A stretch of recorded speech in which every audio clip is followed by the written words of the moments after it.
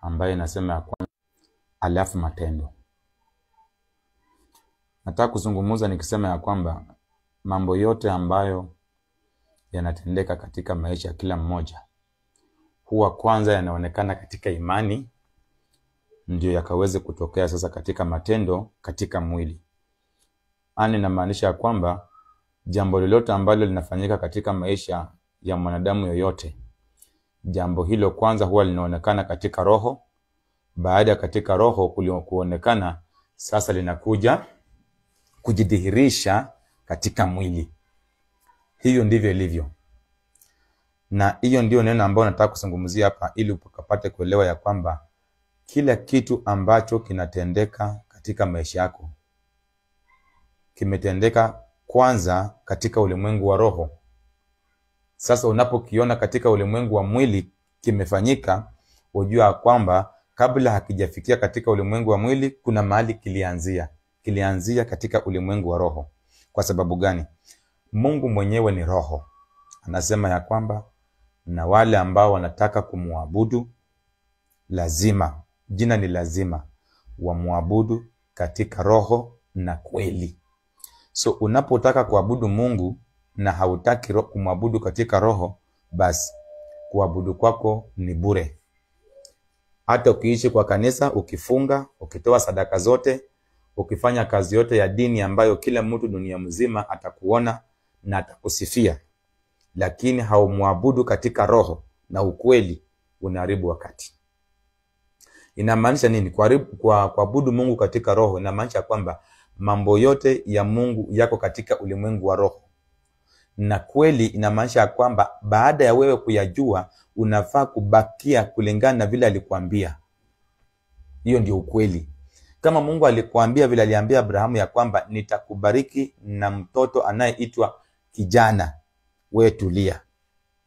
Lakini akakimbia na akaingia katika mfanyakazi wake na akaanza kutafuta mtoto pale ambapo Mungu hakukuwa amemwambia hivyo. Kwa sababu Mungu alikuwa ameshamwahidi ya kwamba kwanza atambariki mtoto kijana kupitia kwa nani? Lakini kwa sababu ya wasiwasi na misukumo za dunia, akajipata ameingia mahali ambapo Mungu hakukuwa anataka aingie. Kwa sababu gani? Tayari mipango zake zilikuwa zimeshapangwa katika ulimwengu wa roho. Lakini yeye ni kama aliona kwamba hayo mambo yanachelewa. Aliona kwamba ili jambo halitatimia kwa sababu ya misukumo ya dunia na watu wengi wa dunia ambao wanaweza ingia katika maisha yako na wakakuharibu, wakakutoa katika plani ya Mungu, kama hautakuwa mtu ambaye unasimama na kusikia habari za Mungu. So jambo lolote linalotendeka katika hii maisha linaanza kwanza katika ulimwengu wa roho. Na linaanzaje? Utajuaje? Kwa sababu kuna watu wamekuwa wakiniuliza, mtumishi, unakuwa unatuambia kwamba tufuate mipango za Mungu, tutajuaje mipango za Mungu? Swali mzuri. Natakanga watu ambao wanauliza maswali katika Injili ili kuelewa. Mwanafunzi ambaye anafundishwa na aulizwe maswali, huyu ni mwanafunzi ambaye anaonyesha kwamba hayuko interest na yale masomo. Sasa watu wamekuwa wakiniuliza, mtumishi, kwa nini unatuambia tufuate mipango za Mungu? Tutajuaje mipango za Mungu? Sikia siku ya leo. Zinaanza katika ulimwengu wa roho, kwa sababu yeye mwenyewe ni roho kwanza. Amosi 3:3 inasema ya kwamba kwanza, Amosi 3:3 inasema kwanza, na je, watu wawili huanza safari pamoja bila ya kufanya mpango pamoja kwanza? Hakuna vile Mungu ataanza kuzungumza na wewe na akose kukupatia mipango. Na wewe Mungu atakupanga, sio utampanga. Mungu atakupatia mipango zako za maisha, kwa sababu sasa anataka umjue. So Mungu anapotaka umjue, kwanza atakupatia mipango. Na katika hizo mipango atakuambia vile unafaa uendeshe hizo mipango. Ndio maana anasema, je, watu wawili. Wewe wakati uko na Mungu, lazima Mungu ni mwaminifu, atakupatia mipango, kwa sababu alikuleta katika hii dunia akiwa na mipango zake kwako, na lazima atakuonesha. Ni lazima. Mtu ambaye anakuambia kwamba hajui mipango za Mungu, basi huyu mtu ni hatari katika maisha. Ukitaka kuishi katika maisha bila mipango za Mungu, ni hatari. Aya, wacha tusome tena Amosi 3. mstari wa 7, hakika Bwana Mwenyezi Mungu hafanyi kitu bila kuwafunulia watumishi wake manabii nia yake. Narudia hii. Hakika Bwana Mwenyezi Mungu hafanyi kitu bila kuwafunulia watumishi wake manabii nia yake. Kwa nini? Mungu alikuleta katika dunia, alafu akatae kukuambia, akatae kukuongelesha. Nashangaa wakati mwingine nasikia mtu anasema kwamba Mungu hajaniongelesha, na wazazi wanamuongelesha na nasema ati anaabudu Mungu. Na wazazi hawa waliumbwa na Mungu. Sasa wazazi wanamuongelesha, Mungu amuongeleshi. Ni hatari. Mpendo, kama kuna hatari kubwa katika hii dunia, unaongeleshwa na wanyama, unaongeleshwa na watu, unaongeleshwa na vitu zingine ambazo zimeumbwa na Mungu, alafu unakuja unaniambia kwamba Mungu haongei na wewe. Ni hatari. Sasa viumbe vikuongeleshe na muumbaji mwenyewe haongei na wewe. Ni hatari. Mungu ataongea na wewe yeye mwenyewe katika njia yake ya roho. Mungu atakuongelesha yeye mwenyewe kupitia kwa watumishi wake manabii. Sasa usianze kufikiri ni wale ambao wanasema panda mbegu ya shilingi 5,000 uombewe alafu magonjwa yako yaishi. Wachana na wale ni wezi, sio manabii. Tutofautishe wezi, wakora, waganga, wachawi, matapeli wa injili na watumishi. Mungu anasema mtumishi hatafanya jambo lolote bila kuwafunulia watumishi wake manabii. Hapo ndio utajua mipango za Mungu. Wakati Mungu anaongea na wewe, anakusungumzia mipango zake. So kama Mungu haongei nayo, hakuna mpango utakuwa nayo. Na cha maana, wacha nikwambie, Mungu anaongelesha kila mtu. Hata mtu mwenye ako katika mambo ya ushetani ambao unasikia mambo mabaya, Mungu anamuongelesha tu akiwa pale katika ile mambo. Anamuona na anamuongelesha. Anaendelea tu kumhubiria injili, kumfundisha. Huyu Mungu. Hakuna mahali Mungu hawezi kufika. Usiniambie hata Mungu hajaingia katika hizi nyumba zenye zinaabudu shetani. Mungu ako pale, anaona tu vile wanaabudu yote. Na yote ambayo anafanya, na anaendelea tu kuwafundisha, anaendelea tu kuwahubiria injili.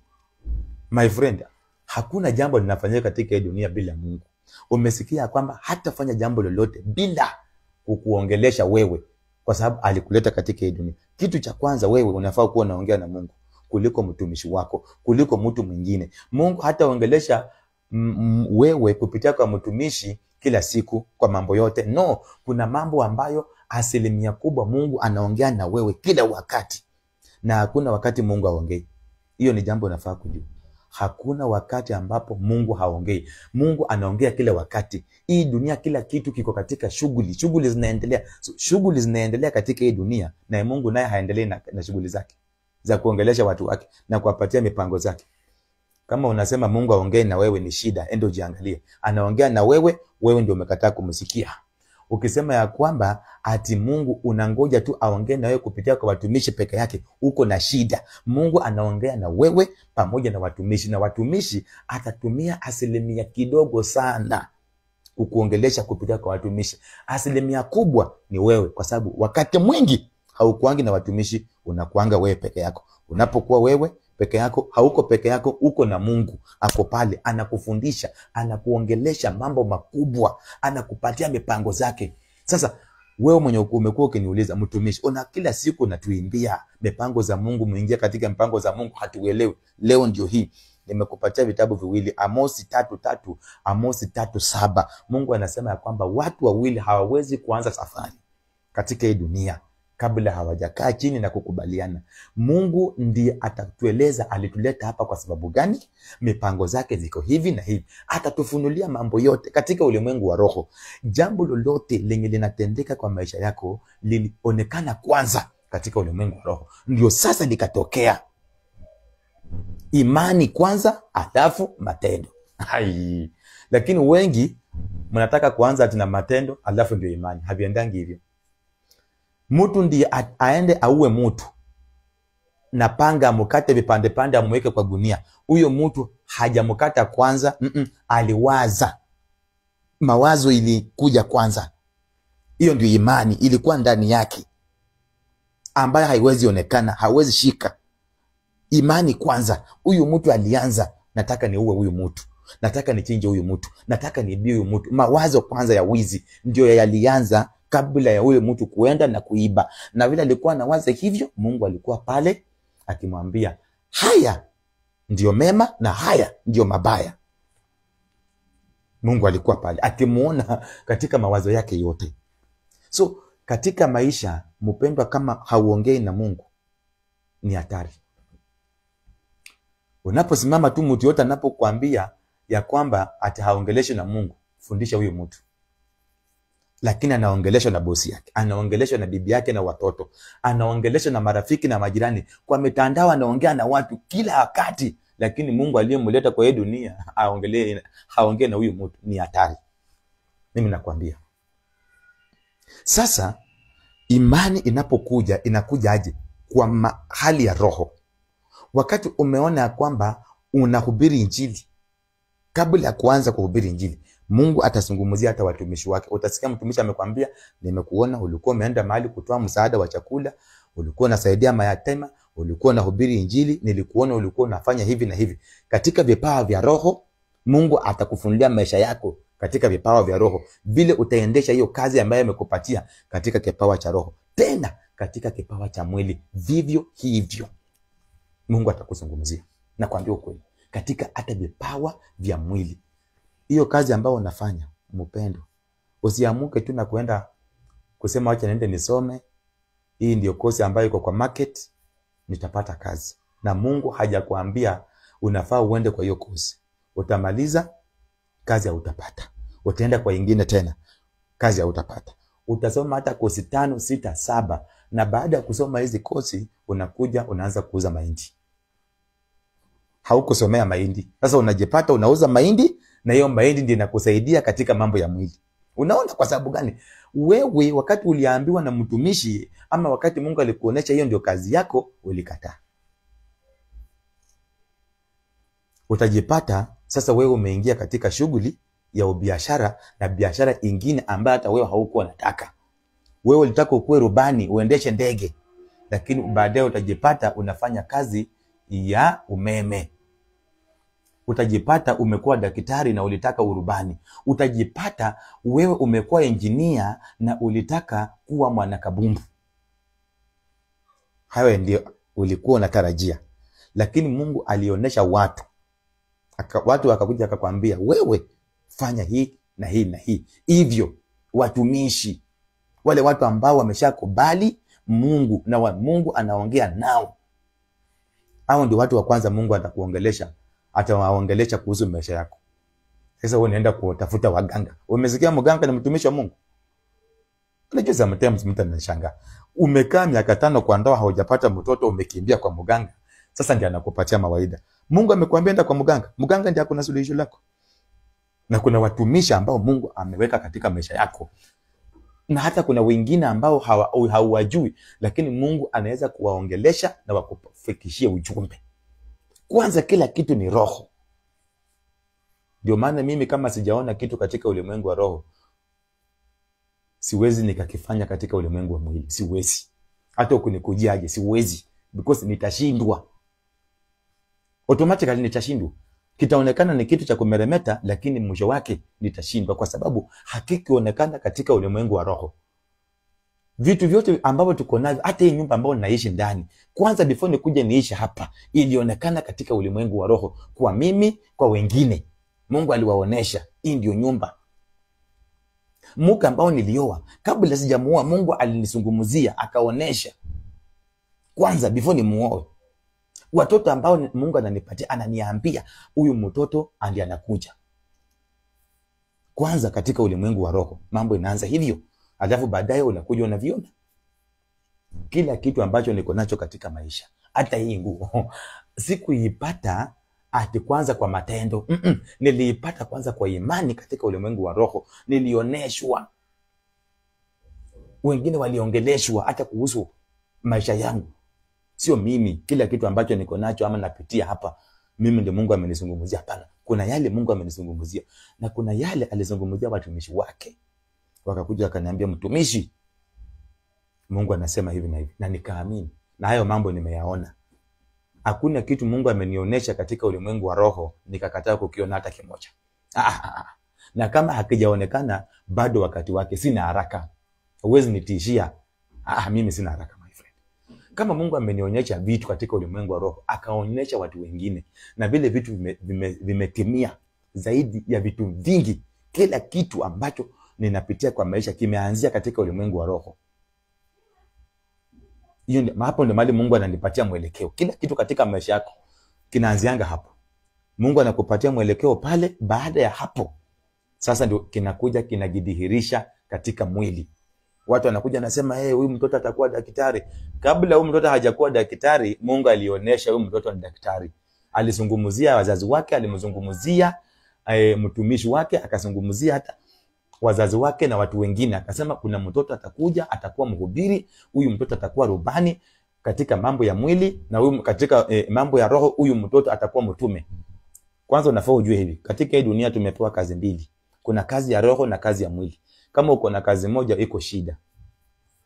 Lazima ukuwe na kazi ya roho, na hiyo ndio kazi ya kwanza. Mimi hapa nimepewa kazi ya roho. Mimi ni mwinjilisti.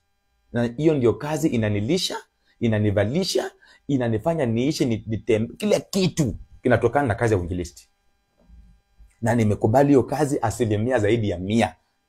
Niko na uhakika hata kuliko Paulo vile alisema ako na uhakika na injili ya Kristo anayehubiri. Huyo ni Paulo. Wakati saa hii kuna kitu zaidi ya Paulo. Niko na uhakika zaidi ya Paulo. Niko na uhakika hata zaidi ya Meshak. Niko na uhakika zaidi ya manabii waliokuwa wa kwanza na wanafunzi wa Yesu na mitume. Kwa sababu ya uhakika wangu unatokana na injili. Hiyo ndio kitu unafaa kujua. Unasikia? So kila jambo ambalo litafanyika kwa maisha yako na halijaanzia katika ulimwengu wa roho, haujaelezwa katika ulimwengu wa roho, basi inamaanisha wewe ndio unajipangia. Wewe panga tu, haina shida, lakini muda utaonesha. Nakwambia, muda utaonesha. Lakini jambo lolote ambalo limeanzia katika ulimwengu wa roho na Mungu akakupatia mwelekeo pale, wakati linakuja katika ulimwengu wa mwili, lazima hilo jambo litapita. Haijalishi nani amesimama mbele. My friend, wachana mambo ya watu. Ati kuna mganga pale, mara kuna serikali, mara sijui kuna utawala, mara sijui kuna wapingamizi. Ni nani? Wapingamizi wenye hawakuniumba. Wapingamizi ambao hawakuchangia hata kidole kwangu. Sasa wanakuja kunipinga ya nini? My friend, mtu mwenye hajui chochote ambacho kimefanyika katika maisha yangu. Unasikia? So nataka nikufundishe ya kwamba angalia maisha yako siku ya leo. Kama mambo ambayo yanatendeka katika maisha yako hayajatokana katika ulimwengu wa roho, ukayaona, watu wakakuja wakakueleza, ukafanya uchunguzi ukapata ni kweli. Sikuambii uamini kila kitu ambacho utaletewa na watu ya kwamba Mungu amesema utakuwa hivi na hivi. Na kwanza Mungu anapokuongelesha, anakuongelesha na anakamilisha ujumbe wake. Mungu haleti ujumbe nusu, hapana. Mungu anaongelesha mtu ujumbe wote. Anapoleta ujumbe analeta kamili, na ule ujumbe baadaye unakuja unatimia. Tunaanza na roho kwanza. Ile nimekwambia. Imani kwanza, alafu matendo. Swali ni moja. Wewe unalia saa hii haujui mipango za Mungu. Wewe mwenyewe unaongea na Mungu. Unamsikiliza Mungu. Sasa unataka kujuaje mipango zako na hauongei naye?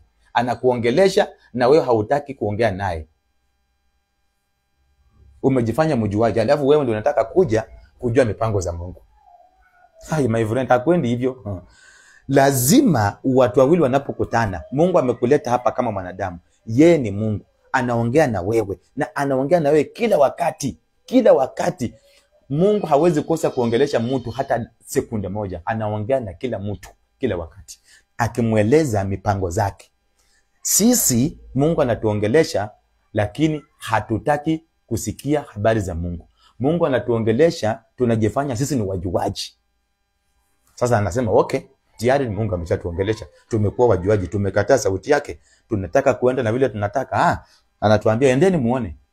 Tunaenda miaka 1, miaka 2, miaka 3, tunajipiga before tumefaulu. Baada ya mwaka 4 tunarudi mahali pale. Mahali ambapo Mungu alituambia kwamba hivi ndio nataka ikue. Unarudi pale ukilia, ukilaumu waganga, ukilaumu familia yenu na marafiki, ukilaumu serikali, na ni wewe mwenyewe unafaa kujilaumu. Sasa unawekea lawama watu. Hiyo ndio tabia ambayo nilikuwa ndani kabla sijakomaa katika roho, lakini vile ninaendelea kukomaa katika roho, mambo ya mtu haiwezi kunisumbua. Hakuna mtu nalaumu katika maisha. Yale yote ambayo mtu anatenda katika maisha yangu ni masomo. Mimi ukikuja ufanye vile unataka kufanya katika maisha yangu, sina shida. Kwa sababu nimegundua umekuja na kupitia kwako kuna kitu Mungu anataka nisome. So hakuna vile nitakulaumu. Wewe endelea tu kufanya vile unataka. Lakini ukweli wa maneno ni haya. Jambo lolote linalotendeka kwanza linaanza na imani. Matendo hayawezi kutangulia imani. Ukiona matendo yametangulia imani, jua ya kwamba hapo Mungu hayupo katika hayo maneno, amekuacha, baadaye utarudi katika imani ndio matendo yaonekane. Hiyo ni jambo la kwanza.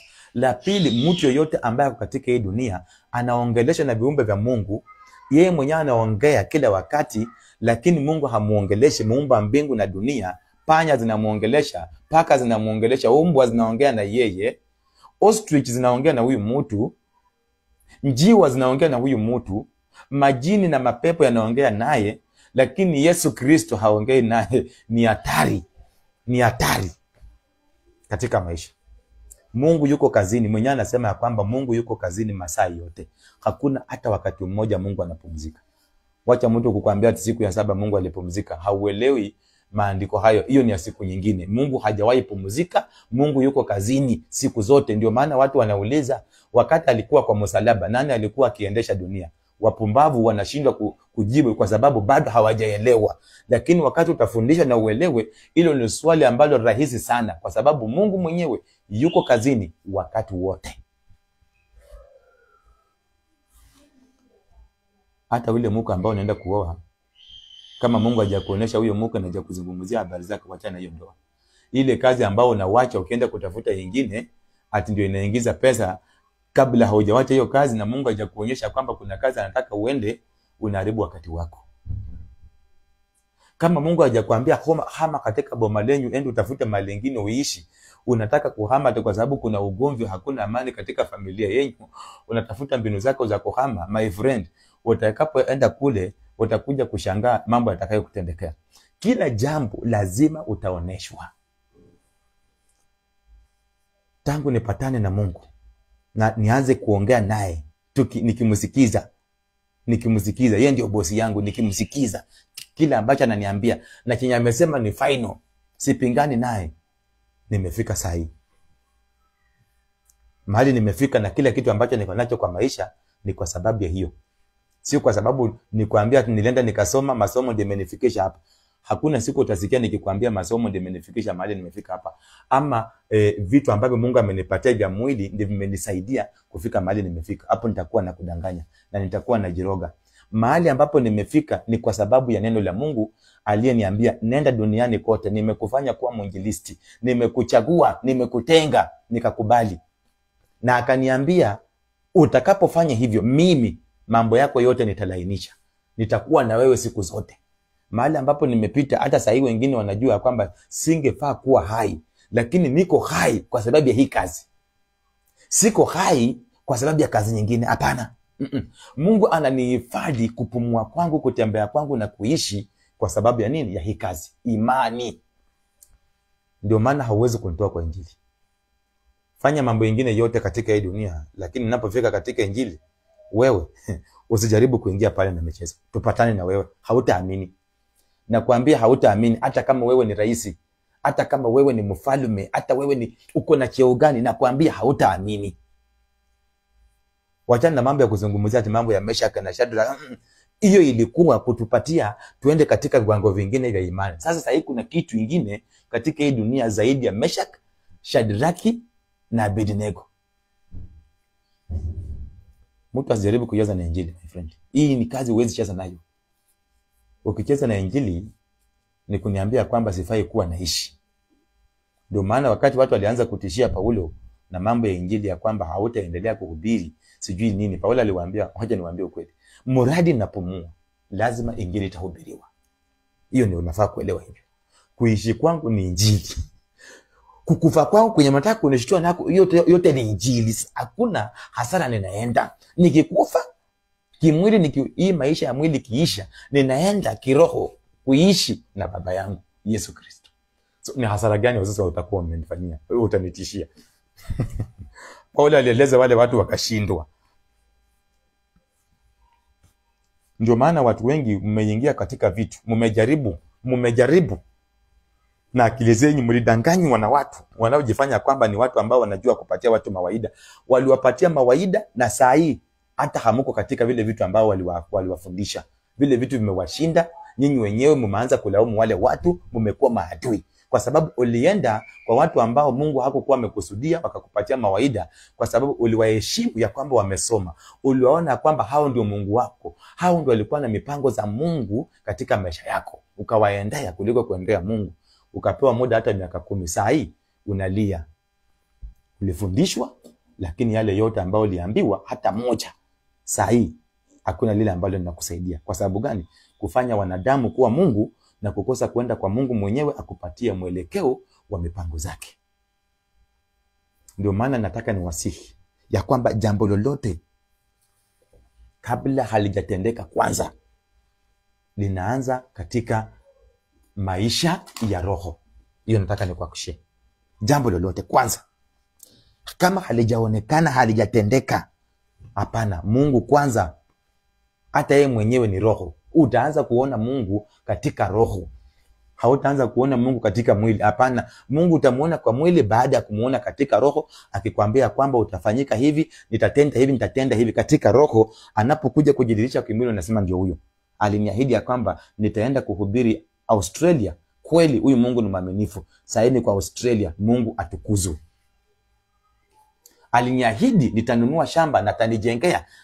Kweli nimeona huyu Mungu amenunua shamba na amenijengea. Kwa sababu alikuambia kwanza, ukaona, unaanza kushuhudia. Unasikia? Na mtu yote asikudanganya kwamba Mungu anaongea ndani ya maisha yako kupitia kwake kuliko vile Mungu anaongea ndani ya maisha yako. Mimi niko hapa, kuna asilimia kidogo yenye Mungu amenipatia kukuongelesha wewe. Lakini asilimia kubwa iko juu yako. Kidogo sana, kwa sababu kwa muda wa dakika 30, 20, 40 nitakuwa nimeshawachana na wewe. Bado Mungu anaendelea kukuongelesha tena. Sasa anakuongelesha kunipitia kwangu, kwa mimi. Vile unanisikiliza hivi, ni Mungu anaongea. Akimaliza tena, mimi nitakapoondoka atatumia chombo kingine. Kama hiyo chombo hakitakuwa pale, atatumia tu wewe bado kukuwakilisha kwamba ujumbe wake umefika kwa utukufu wa Mungu. Umeelewa? So, nataka nikwambie neno moja katika haya mafundisho. Unapokataa kujua Mungu, basi usitarajie jambo lolote zuri katika maisha yako. Unaharibu wakati. Usikuwa umekuwa ukiuliza nitajuaje mipango za Mungu? Sijakutuma uende university. Sijakwambia uende primary na secondary. Sijakutuma uende kwa muganga, uende Amerika, uende Canada, uende Australia, uende France na Germany. Mipango za Mungu ziko hapo mahali huko. Ziko hapo na wewe mwenyewe na watumishi wenye Mungu amekusudia, wenye atafunulia, watakutafuta. Sio utawatafuta, watakutafuta. Wako na ujumbe wenye Mungu amewapatia yako. Lakini siku ya leo nashindwa, mtu anatafuta mtumishi amwambie mpango za Mungu. Mimi Mungu akiniambia jambo kuhusu wewe, sio wewe nitafute, mimi ndiye nitakuja kwako. Unaona Elisha, Naamani amemwendea kwa sababu Elisha ako na ujumbe ya Mungu. Na ameambiwa. Naamani anakuja akifikiria kwamba vile anafikiria ndivyo itakuwa. Elisha anamwambia unafaa uende ukajitumbukize pale mara 7 kwa moto fulani. Anaanza siasa. Hii ndio tabia ambayo tuko nayo katika dunia. Unafundisha neno la Mungu, ujuaji na masomo yako ya diploma, degree, master, sijui na vitu zingine ndiye nakusumbua. Hayo masomo ni mazuri, lakini Mungu hakusema uyaabudu. Sikia haya masomo ndiye amefanya ukapata hayo. Before upate hiyo degree, hata Mungu alionyesha utakuwa nayo. Alionyesha kwanza wapi? Kupitia kwa hii kazi ya Roho Mtakatifu. Masomo ya Roho Mtakatifu ndiye aliqualify ukapata hiyo degree. Sasa unafika hapa tunapokufundisha haya masomo, unafaa kutega na kuachana degree na diploma yako kando, kwa sababu unaweza endelea kuishi bila hizo vitu, lakini uko na masomo ya Roho. Sijui kama tunaelewana.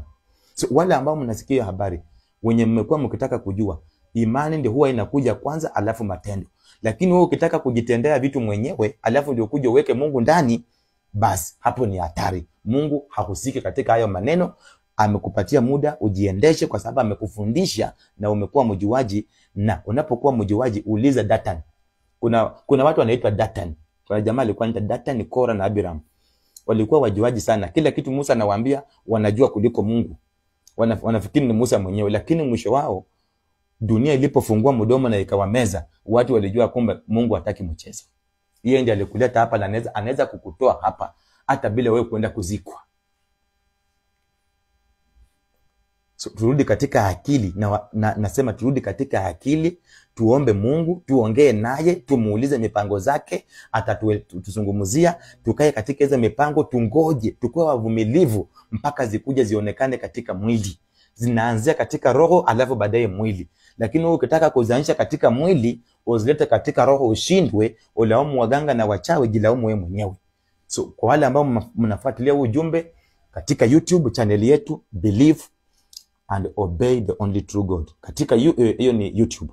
Katika Facebook Believe Obey. Katika TikTok Believe and Obey Jesus Only, ama or Gospel 3030. Hapo ndio tuko katika TikTok. Na Mungu awatende mema kwa kusikia ujumbe wake, na unapoupata na ujumbe huu unapokusaidia, pia unaweza kuusambaza kwa mwingine kwa utukufu wa jina lake. Zaidi yote, maisha tuyatunze katika utakatifu. Tukae maisha ya utakatifu, ili ndio jambo linalompendeza Mungu kuliko vitu vyote. Sio kuabudu tu, utakatifu. Na Mungu awatende mema na mkae na wakati wenye baraka nyingi za Mungu.